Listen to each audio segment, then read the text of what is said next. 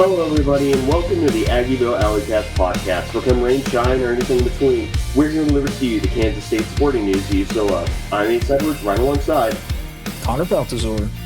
And the head coach search for the men's basketball team has officially concluded, and that's why we're doing the extremely rare 2 episodes in one day. This one will release quite literally as soon as it gets uploaded, so hopefully, 2 o'clock today, sometime in there. But yeah, the name that the new head coach is Casey Alexander, who was at Belmont for quite some time and has a pretty solid track record as a winner of a lot of basketball games. And I will say that I'll go ahead and just nip this in the bud. No, this is not Josh Schertz, and no, this is Jared Calhoun.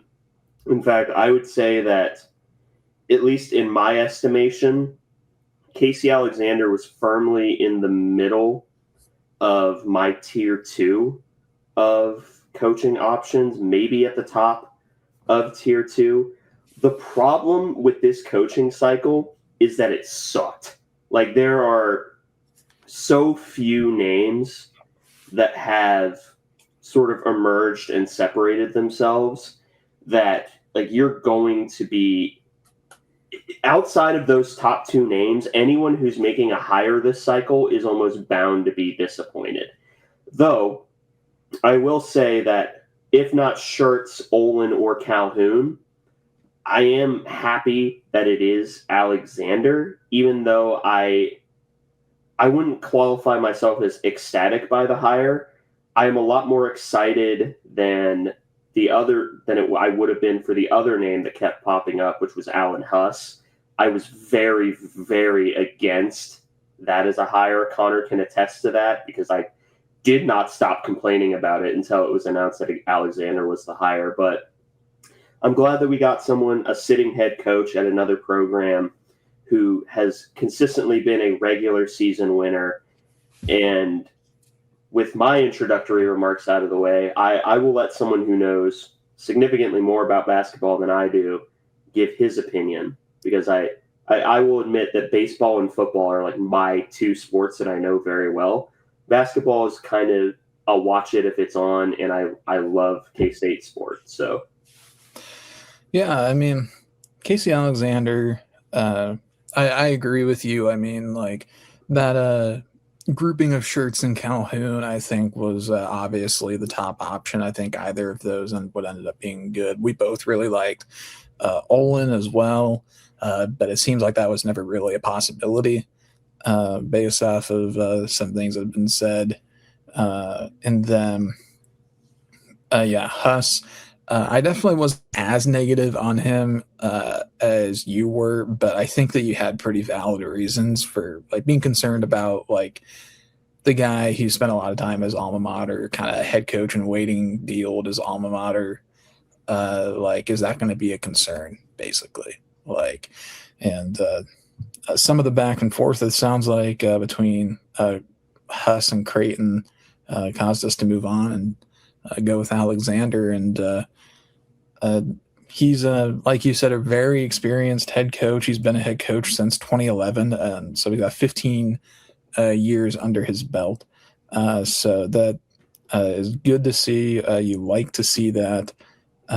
He's got a positive record as well, 303 and 180. And Belmont has been a good program. They were a good program before he was there, but they did make the move to a much more challenging conference during his tenure. The Missouri Valley, a better conference than the Ohio Valley for sure. And he's thought of as a very, very good offensive mind, and that's reflected in their advanced stats. Really, they were the number 1 team in the country this year in effective field goal percentage. The greatest 61 there. They were very efficient offense as well, with a 120.4. That put them in the top 40 in the country as well. And for what it's worth, effective field goal percentage, what it does is it adjusts field goal shooting percentage for accounting the 3-point shots are worth more than 2-point shots. So it's I think it's field goals made plus parenthesis 0.5 times 3-point field goals made divided by field goals attempted. That probably doesn't make any sense, just saying it out loud. But this is an audio, not a visual medium. So if you're listening to this, you probably have a smartphone. Use Google. Like it comes free with your phone. But and then the reason they're such a good effective field goal percent team is because the 3-point shot is weighted heavily, and they are the number one team in the country in raw 3-point percentage at 41%. So it's a little ironic, I guess, because this K-State team was like supposed to be billed as like the best 3-point shooting team in K-State history, and they're a solid 5% behind this year's Belmont team on raw 3-point percentage.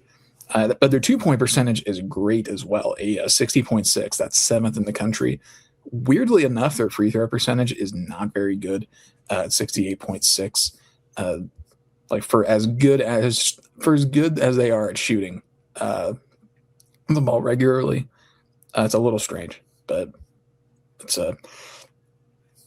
outside the scope of this, I guess. And for what's worth, their free throw rate isn't very good either, but they're a team that thrives on getting open shots as opposed to baiting fouls.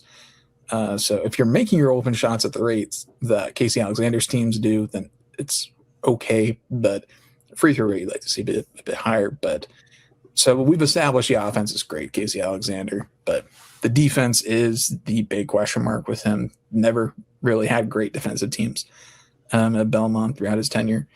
And that's a concern, I think, for sure.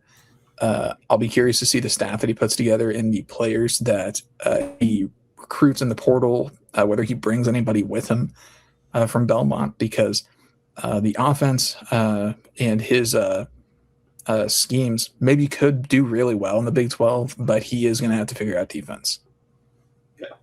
And I want to talk about the positives first because there are, if I had to like quantify the main concerns that I have with him, I would say that in my mind, there are 4 big ones to me, but we can cover those sort of towards the tail end, because I do want to focus on the positives, because I think you and I both try to be optimists, even though we both had our own very, very funny crash outs yesterday after realizing it wouldn't have been Calhoun.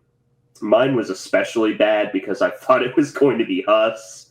But for the good, you mentioned it, he's very analytically minded, and his entire offense is predicated off of making really, really good shots.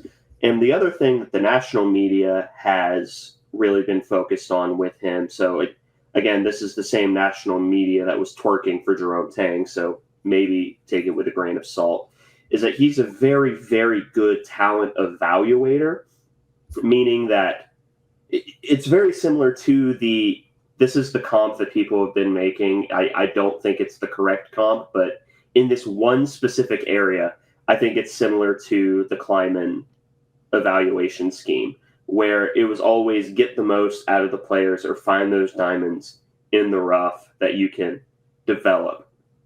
And that's something that everyone has pointed out he's been extremely good at, not only at Belmont, but all the way back to his time at Lipscomb and maybe a little bit at Stetson as well. But yeah, he has an eye for talent, and he's had a lot of guys poached by high major programs from Belmont that he was able to find like relatively unheralded guys that are now at places like Maryland and Minnesota. I think one ended up at Ole Miss at one point or another. But the question with talent evaluation, because there's 2 sides of it. One, the negative side of it is, maybe we're just going to get a bunch of 3 stars. I don't really care about stars if they can play, and I think that's Casey Alexander's philosophy. The positive side of it is, if he's such a good talent evaluator, and now he has the resources to get his top guys basically no matter what, because K-State's going to give him a lot of resources.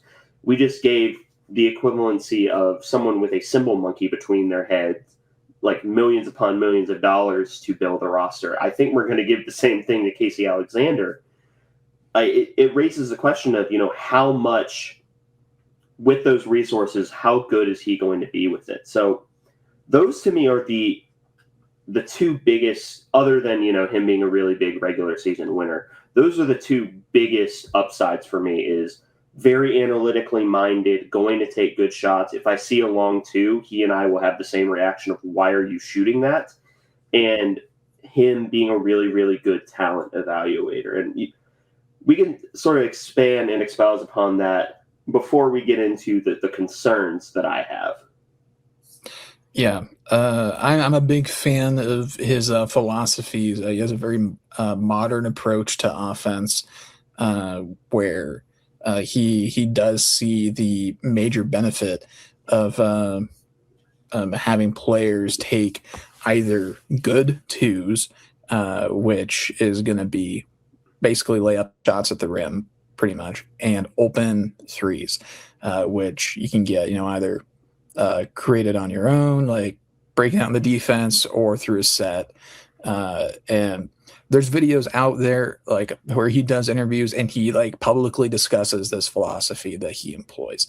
So it's like not a secret. This isn't inside information. Like he's very open about the fact that his players are taught very specifically in practice the best shots that you're going to get. And I think this is basically objective, is shots at the rim and open threes.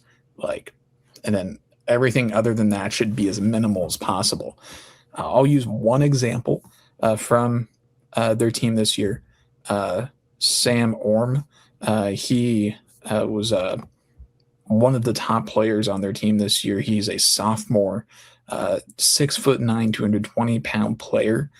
And Bart Torvik, they provide some data on the type of shots that players take. So this guy, Sam Orm, he took 25 dunks this year, made all of them, took 118 shots at the rim and made 86 of them, which is 72.9%. Then took 113 threes, made 46 of them, which is 40.7% of them. For what it's worth, 100% of those threes were from assists. So he's getting all of those from sets, basically, or just from running their set offense. So that leaves other 2-point shots, because the categories here are dunks, shots at the rim, other 2-point shots, and 3-point jumpers. So, 113 threes, 118 shots at the rim, 25 dunks. He only took 14 other 2-point shots the entire year, and he made 6 of them. That, I think, is kind of the ideal player in a Casey Alexander offense. And it is clear that Sam Orm bought in pretty heavily to this philosophy. His free throw rate isn't great, but he making 73% of your shots rounding up at the rim, then shooting over 40% from three as a 6'9", 220 player. That's very impressive. And I watched some of his highlights as well. And like his game and style of play kind of remind me a little bit of Dean Wade, not quite as athletic. And I'm not just saying that because he's tall and white, but he's a effective stretch player that can score in the post or on the outside, and seems to be fully bought into Casey Alexander's offensive philosophy. He is someone I would love to see on K-State's roster next year, because he seems like somebody that might be ready to make the jump to the power conference level. And I know I just went through a lot of advanced stats, so I'll give a few, like his raw stats this year. 12.7 points a game, 5 rebounds a game, 1.8 assists per game, an overall shooting percentage of 55.9%. So really, really good stuff from Sam Orm this year. So that's the best example of Casey Alexander's offensive philosophies right there. Yeah. And I mean, how do you feel about the talent evaluating part of it? Are you more on the side of the people that are, oh, he hasn't had any big time recruiting wins, or are you more on the side of he can get value out of anyone that he actively tries to recruit? Yeah, I think I'm more on the second one. I mean, yeah, he hasn't won any big time recruiting battles, but he's the head coach of Belmont. Like, he's not going to win any big time recruiting battles, and I think it's a bad faith argument to like attack it from that perspective, because we don't really measure low and mid major coaches by how many 5 stars they go out and get. Like, they're measured much like by the same measure that really any coach is, which is like, what are you doing on the court? Like, I mean, obviously, like, to a degree, I know you said the opposite earlier, but like, well, you didn't exactly say it, but like, stars matter to the extent that they are typically an indicator of a player's overall talent. Not that they're always right, but they do typically indicate a player is going to be a really good player. That doesn't mean if you're not a 5 star that you're like not going to be good, or that if you're a 4 star, you're not going to be a quality contributor. Like, Sam Orm was like an unheralded recruit that like didn't have any high major offers, and has really carved out a good niche for himself at Belmont. And it was the second leading scorer on their team this year as a sophomore. So like, that's a great example of talent evaluation, identification, and development from Casey Alexander. And that's something I hope to continue to see in K-State. But the flip side of it is a guy like Casey Alexander that has a proven track record of getting a lot out of players that could help him with securing a quote unquote higher level talent. The guys that we're looking at, like the 4 stars that we're hoping to land, those type of recruits that are going on AAU circuits and have like highlight tapes that go viral and stuff like that, or just players that are well known at high school that have a lot of success. Like, Casey Alexander's going to have access to NIL resources that he just didn't have at Belmont. Like, K-State, the past 2 years, has not been very quiet about the fact that they're willing to spend with the best when it comes to acquiring talent. And Casey Alexander certainly has the coaching chops on the offensive side, and I think that should be attractive for potential recruits as well. And which, on that note, I hope we go back to recruiting some more high school guys. Like, the portal was great and all for basketball and acquiring talent, but I think it says a lot that this year a lot of K-State fans have been like, and this is anecdotal, the only players I care about are Taj Manning and David Castillo. Well, those are the 2 high school recruits on the roster right now, other than Xavier Wilson, who redshirted.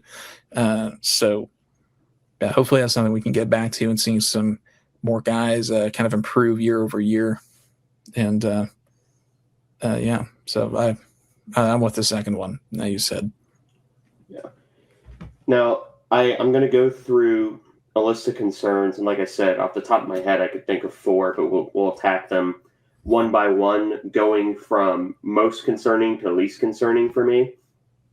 The most concerning one, and it's the one that I think everyone who is looking to detract from this hire will point out, he's gone to one NCAA tournament, and he's just coming off of a really embarrassing loss in his conference tournament up against a bad Drake team as the 1 seed.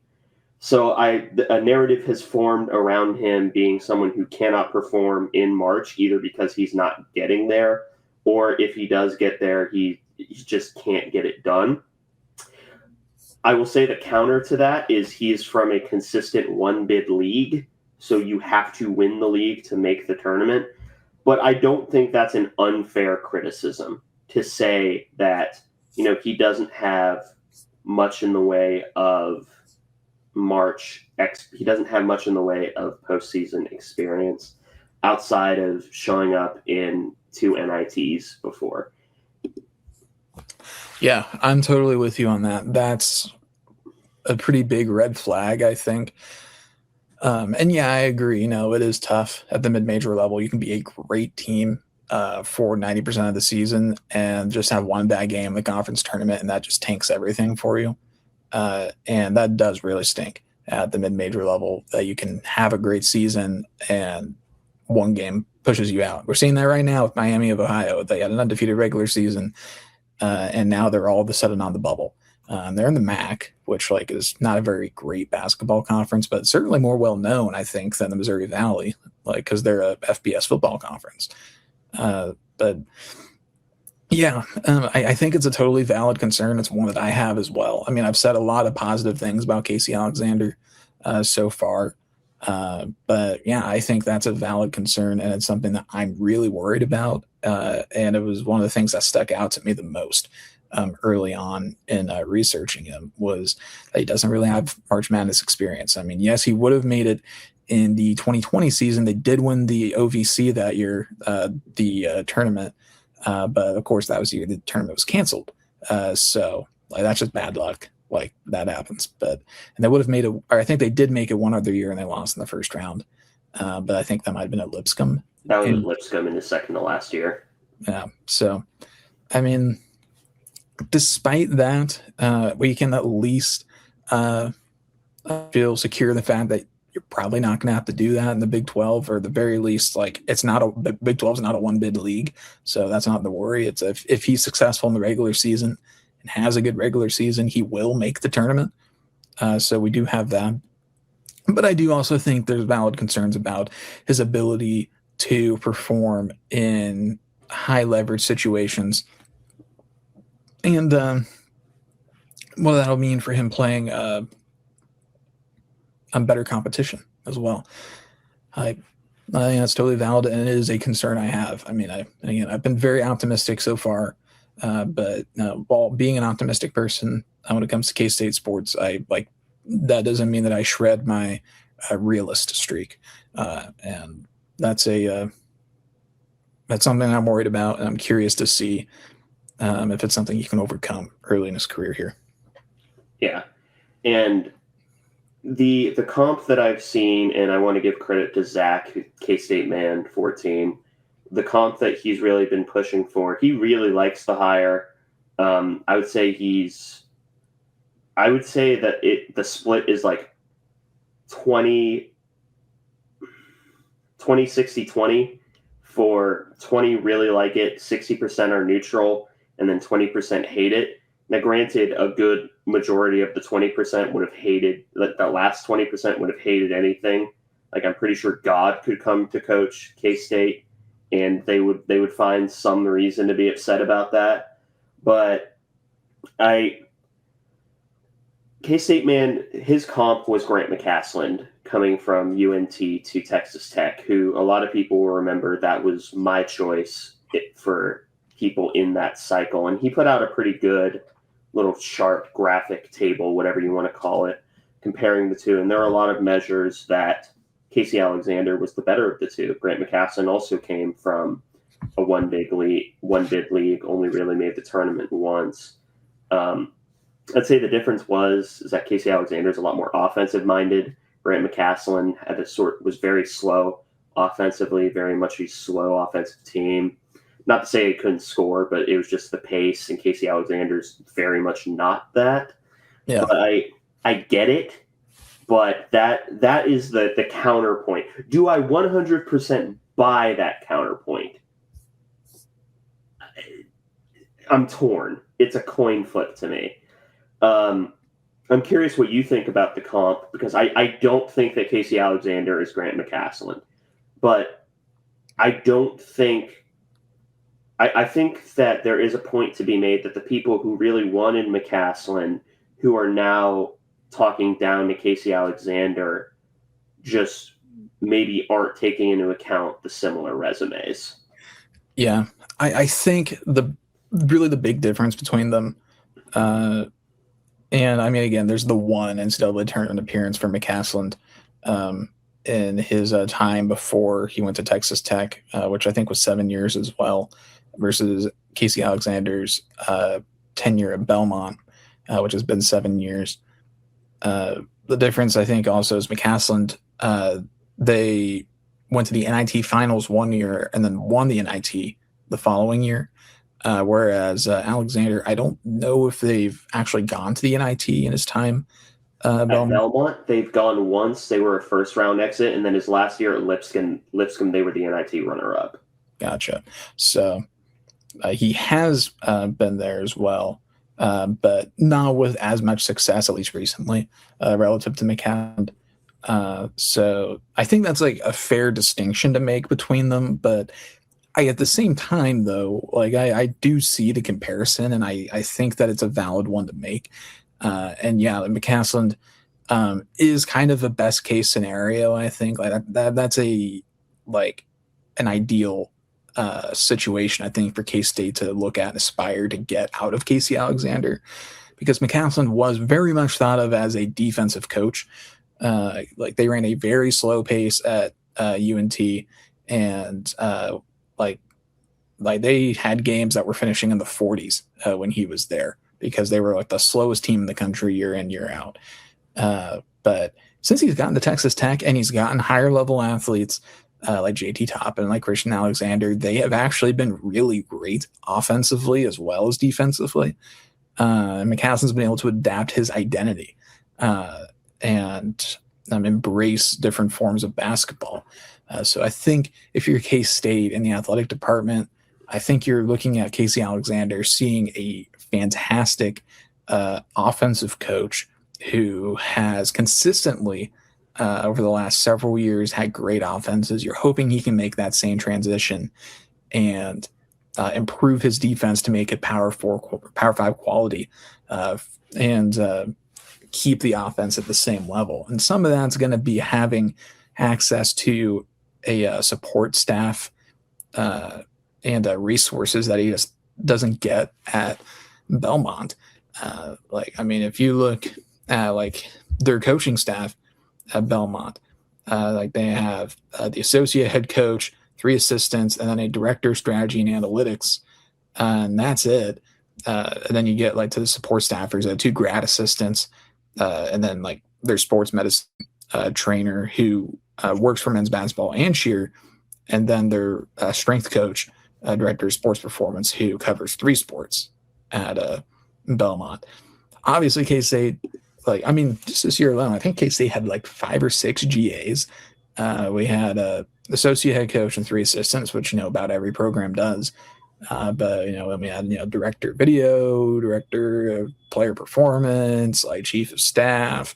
Like you got to imagine with the way the game is going, we may have a GM as well, and we're gonna have other GAs and probably like maybe an analyst or 2 or something like that. Plus a director of operations, Bailey Basham stays around. So he's going to have a lot more stuff at his disposal than he did at Belmont. And that's going to give him more ability to kind of designate someone as you're the defense guy. Like Casey Alexander has shown as a head coach that he is competent, at least at the mid-major level.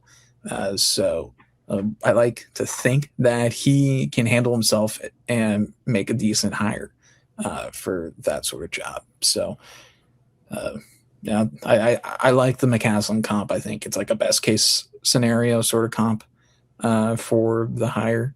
Hope that you take a guy that's done pretty well with limited resources, give them a lot more, and hope that they can kind of bloom to having like evolution as a coach. Yeah. The second concern, I can kind of group it with the second concern. I can go with my fourth concern because the fourth one I think is ridiculous. I think it's people reaching. But the second concern is a concern about his ceiling, because he doesn't come across, if you look at his resume, as someone who you could call a program builder. Now, he had 2 really good years at the last part of his tenure in Lipscomb, excuse me, and then inherited a good Belmont team. There isn't one stop that you can look at and say, he really, really elevated a particular roster. And I think that's a valid concern, Now, when it's paired with the other concern that I think is ridiculous is, oh, he's only really coached in the Nashville area. First off, that's not true. He was a head coach at Stetson, which is in Florida, but even accepting the point that the majority of his time has been spent in Nashville, who cares? This isn't a situation where football is like, oh, you want to look for guys from Texas, Florida, California. I don't care that he spent most of his career in Nashville. Why does that matter? So I've seen people bring that up. I think they're reaching for something to complain about, but I do see a valid complaint in him not being considered like a true program builder in the way that someone like Calhoun or Olin were. And it's unfortunate that he's going to be compared to the two of those guys for the duration of his career. And it's not fair to him, but that is the nature of comparisons. But how do you respond to people saying like, oh, he's not a program builder. He developed a little bit at Lipscomb and then inherited a good Belmont program. I think it's a fair concern. I mean, because he did inherit a very healthy Belmont program and has mostly maintained it. They made the move to the Missouri Valley, which did increase the difficulty, and I think you can maybe make an argument that the advanced analytics haven't been quite as good under Alexander's they were under their prior coach Bird.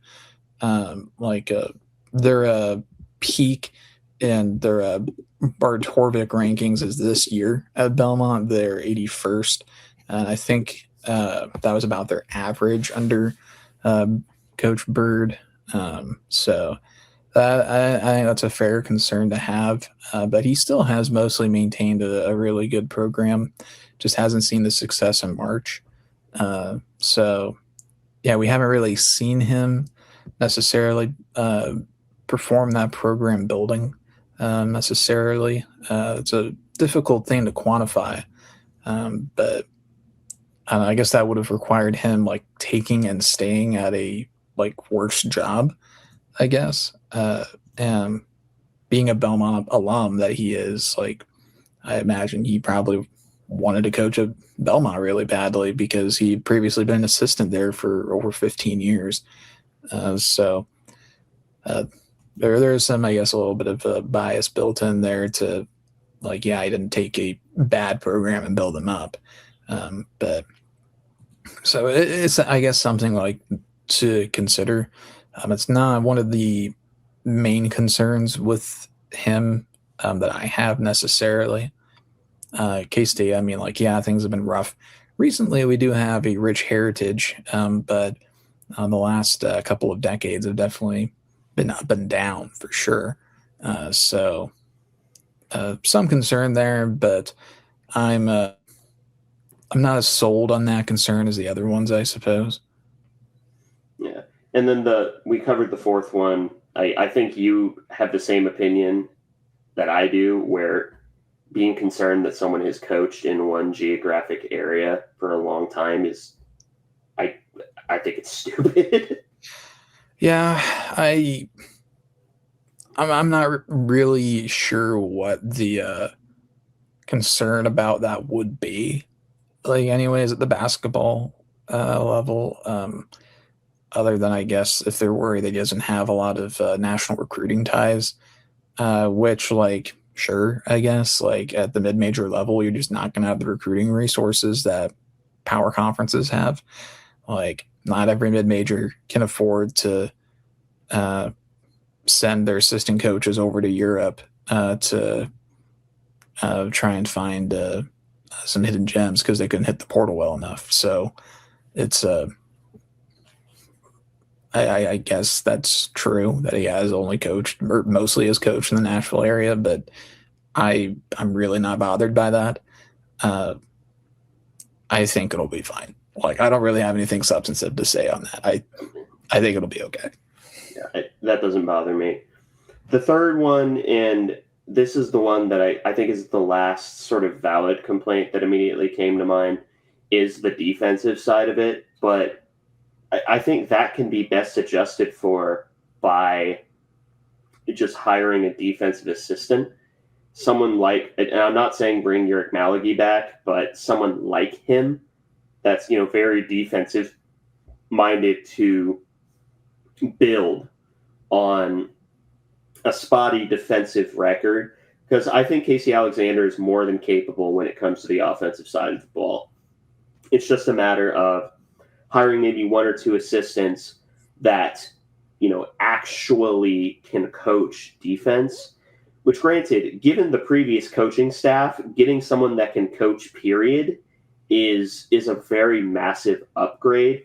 We were paying someone to essentially look pretty at the end of the bench. I've never seen him do any coaching. He will remain nameless, but everyone knows who I am talking about. So colloquialism defense, I don't know.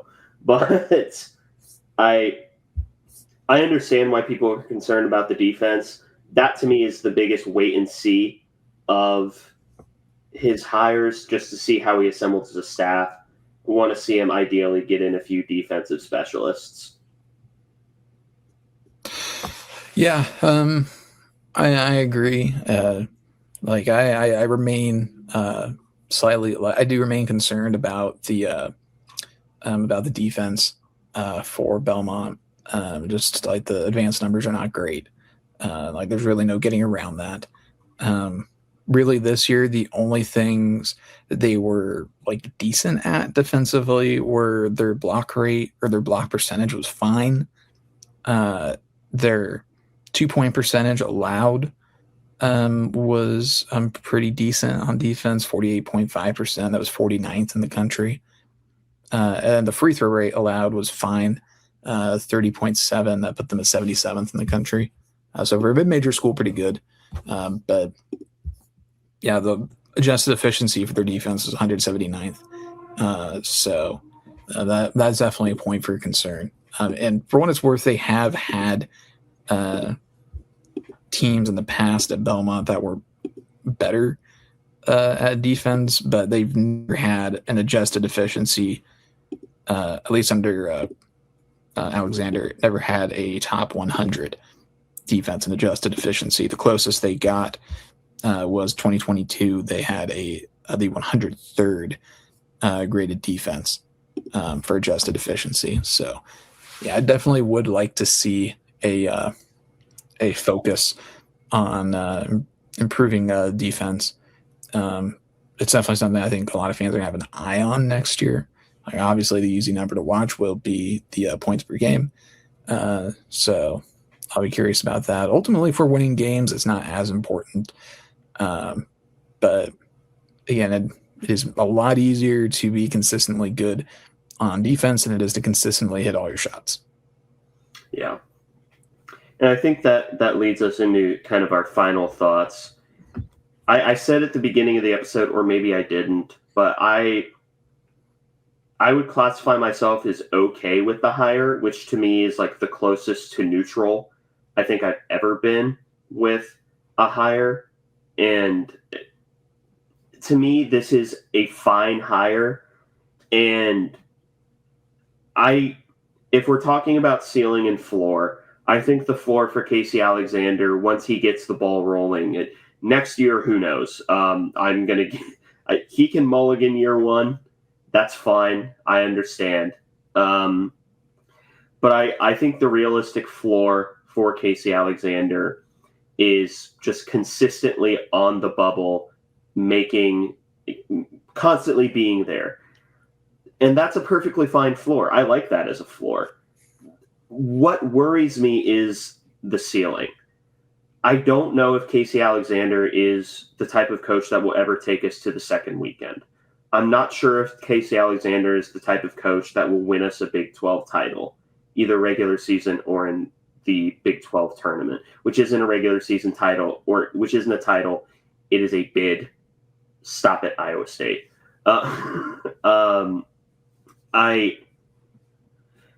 That's why I am just sort of neutral on the hire. I mean, best case scenario, he turns into Grant McCasland, which is If that's the end game, sign me up for that every time. To me, it's the epitome of a safe hire. And Connor, you've talked to me, you've known me long enough that safe hires aren't really going to move me. I would rather do something borderline insane that has high upside and have it blow up in my face than just kind of remain middling. Which, granted, we just came off of an experiment. So, going to the other side, I don't think that's bad process, but that's sort of my thoughts on the hire from top to bottom. It's a good hire. It establishes a good floor. It's stability that we haven't had in a while, but it's not anyone that's going to take us to any sort of promised land. I'm really struggling with how I feel overall because, there's obviously some limiting factors here, like his lack of March Madness success, and then also the defense does concern me. But with that as well, there's some obvious positive points. His Belmont teams have been great shooting teams. I like that he is really invested in an analytical approach to offense and being efficient on offense, because that's working at Belmont. It is empirically working. It has worked for them for several years, and I'm hopeful he can bring that approach with him. Then additionally, we've talked a lot about postseason success, but I mean, they've won 4 conference titles with him in the regular season, and those are really fun too. I mean, when we think back to Dean Barry and Cam's last season at K-State, we don't think about the first round exit that much. We think about the fact that they won a Big 12 championship. That's not to say that we shouldn't expect to go to March. We shouldn't expect to perform there. I'm just making a point that conference championships in the regular season are also fun. Now, again, that shouldn't be the ultimate goal. That shouldn't be the only goal. It's just a factor worth considering.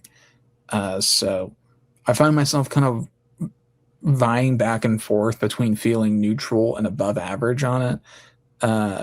Like neutral / average and above average, because there are a lot of positive points that I like. And my above average belief, if I were to go with it, would be kind of predicated on assuming that the defense is going to improve with an enhanced staff, enhanced resources, and enhanced recruiting for Casey Alexander. But the neutral average one, I think, would maybe fall more where you're at, where, we're a program that's going to win around 20 games a year, going to make the tournament most years, and some years we're not going to, but we're never going to make a lot of noise. So I think that the ceiling maybe is a bit higher than or at least I think it is. I think it's a bit higher than what maybe you were thinking.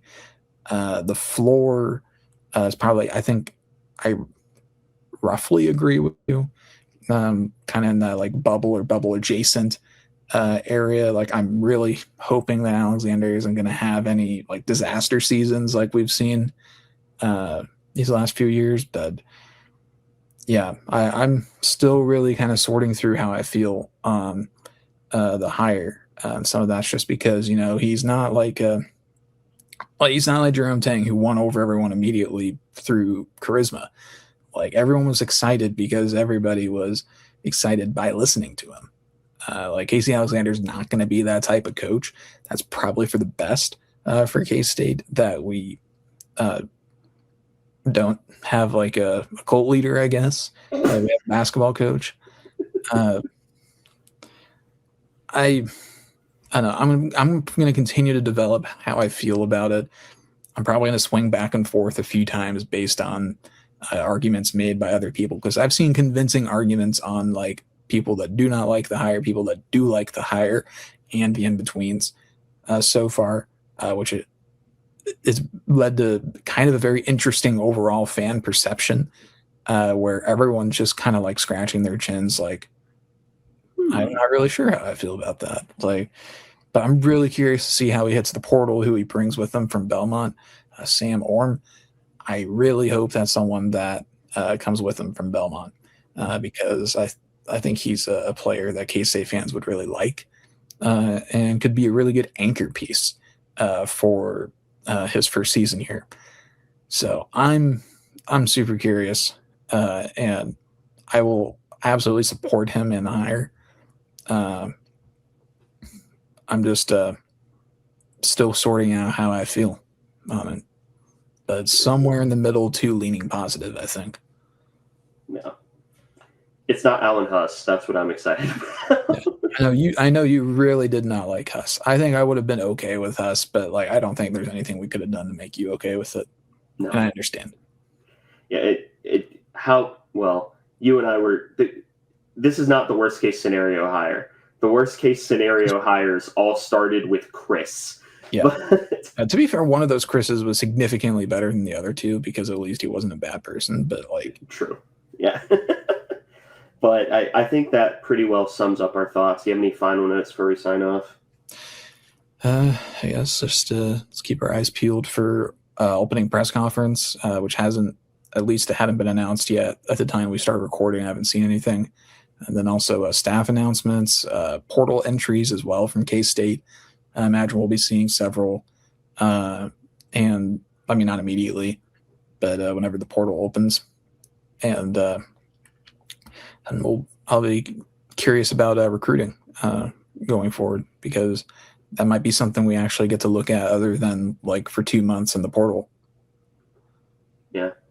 I will say it's going to be an exciting time, or at least a very interesting one, because both of the revenue sports have new coaches beginning new eras. So it's at least going to be an interesting time. Hopefully both of them work out. But thank you all for listening to this episode of the Aggieville Alleycats podcast. If you want to follow or contact the show, you can follow us just about anywhere at Aggieville Alleycats. And if you want to email us, we're AggievilleAlleycats@gmail.com. If you want to follow us on a more personal note, I'm at ACEdward00. I am at Carboutsor, capital C, capital B. And if you want to support the show financially, please be sure to check out the official Aggieville Alleycats merch store. Link found in our podcast and Twitter bio. But most importantly, thank you all for listening to this episode of the Aggieville Alleycats podcast. Where come rain, shine, or anything in between, we're here to deliver to you the Kansas State sporting news that you so love. Stay safe, Alleycats.